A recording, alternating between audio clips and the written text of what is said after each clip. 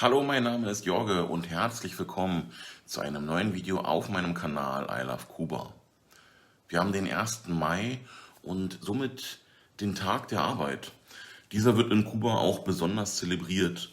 Es finden Paraden statt und Straßenzüge ziehen durch die Straßen. Aber darum soll es heute gar nicht gehen. Heute betrachten wir wieder die aktuelle Lage in Kuba, nun im Monat Mai 2022. Aber ihr wisst ja, bevor wir starten, möchte ich nochmal darauf hinweisen, dass knapp 60% meiner Zuschauer meinen Kanal gar nicht abonniert haben. Das könnt ihr jetzt ändern. Ja, wenn ihr an Themen rund um Kuba interessiert seid, abonniert meinen Kanal. Ich danke euch.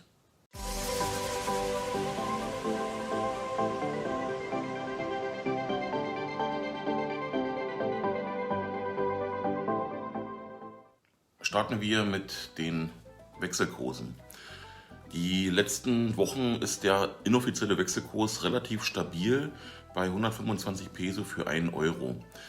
Auch hier lassen sich erstmal keine Änderungen erahnen. Tendenziell geht es aber eher weiter nach oben als nach unten. Zum Thema Geldwert in Kuba habe ich ein extra Video gemacht. Das verlinke ich euch hier auch nochmal. Offiziell liegt der Kurs bei 27 Peso für 1 Euro. An dieser Stelle möchte ich nochmal darauf hinweisen, dass der offizielle Kurs auf dem informellen Markt gehandelt wird und somit nicht legal ist. Ja, die Inzidenz geht weiter runter und liegt mit Tag der Aufnahme bei 15,4. Wenn wir den letzten Monat betrachten, waren wir da noch bei einer Inzidenz von 50. Die Impfquoten sind weiter leicht angestiegen und insgesamt auf einem sehr hohen Niveau. Kommen wir zu den Einreisebestimmungen. Seit einem Monat sind die Impfnachweise sowie Negativtests nicht mehr notwendig. Die Erklärung zum Gesundheitszustand, also die Declaración Jurada de Salud, muss weiterhin abgegeben werden. Dies erfolgt mit den Zollangaben online verpflichtend über der Viajeros. Auch hierzu habe ich ein extra Video online. Immer wieder bekomme ich auch die Frage, ob die Maskenpflicht noch gilt. Ja, diese gilt noch und zwar weiterhin in allen öffentlichen Einrichtungen sowie allgemein im öffentlichen Raum. Lediglich in den eigenen 4 Wänden, kann die Maske abgesetzt werden. Kurze Werbeunterbrechung an dieser Stelle. Ihr wisst ja, unter dem Link hier unten findet ihr eine Touristenkarte, die ihr dort kaufen könnt, sofern ihr eine benötigt. Ihr bezahlt nicht mehr, unterstützt aber dadurch meinen Kanal, wenn ihr über meinen Link kauft. Genauso hier auch mit der Auslandskrankenversicherung. Genau das gleiche Spiel. Wenn ihr darüber geht, unterstützt ihr mich und meinen Kanal. Danke euch. Unter Sonstiges habe ich noch 2, 3 Sachen. Eingehend habe ich ja gesagt, dass der 1. Mai in Kuba normalerweise groß gefeiert wird. Dieses Jahr soll es auch nach 2 Jahren ohne Feierlichkeiten wieder soweit sein. Straßenzüge und Feste im ganzen Land sind geplant. Außerdem, Kuba erhält von Venezuela wieder neue Treibstofflieferungen. Diese waren mehrere Monate unterbrochen, was unter anderem zu Kraftstoffmängel geführt hat. Das sind wohl auch die Gründe, warum man aktuell Schwierigkeiten hat, einen Mietwagen zu bekommen.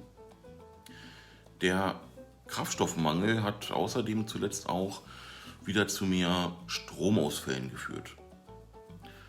Mit der Wiederaufnahme der Lieferung möchte man hier ansetzen und den Mangel entgegenwirken.